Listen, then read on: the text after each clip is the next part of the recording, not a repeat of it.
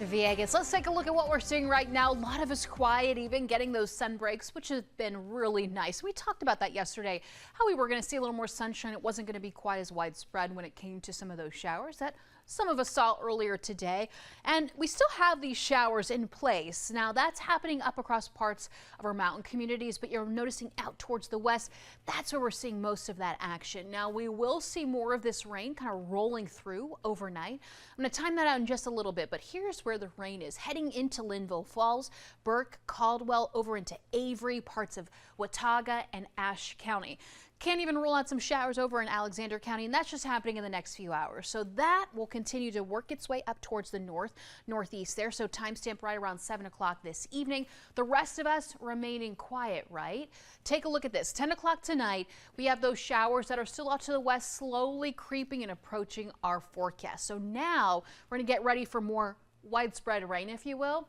A lot of this is going to happen after midnight, so 2 a.m. If you're going to be out late tonight or if you're a light sleeper, you'll probably notice some of that rain starting to pick up, not ruling out some heavy downpours as well. And then it continues to track eastward, breaking up and clearing up, but can't rule out some morning showers for Saturday. A little gloomy, cloud cover in place. We start to break, seeing more sunshine, lovely afternoon until cold front slides through. And once this cold front slides through tomorrow, can't rule out an isolated thunderstorm to kind of erupt, and that is going to be very isolated. So not all of us seeing that, but if you're going to be out and about, you're going to see those thunderstorms in the distance once you're driving around, and you could encounter some of that. So just be on the lookout. Overall, a little more isolated again versus what we're expecting tonight.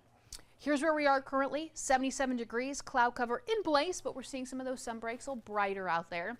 Wind speeds sustaining around 5 to 10 miles per hour.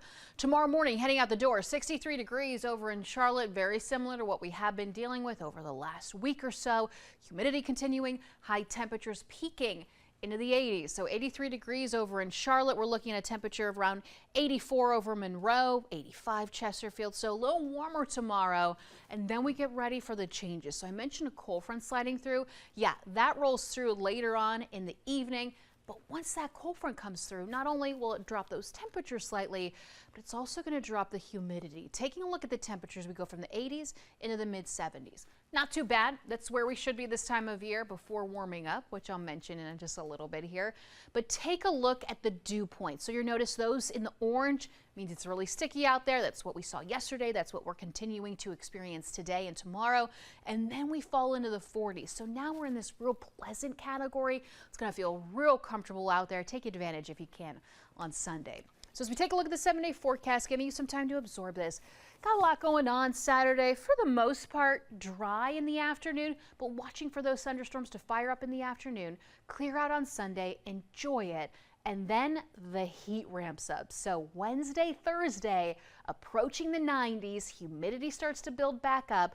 Can't rule out an isolated shower. I do think we'll have a better opportunity with the new system as we head into the end of the 7-day forecast on Friday with more of those thunderstorms possible and those temperatures falling into the lower 80s. And that is a look what we can expect. Lisa, thank you. Ahead.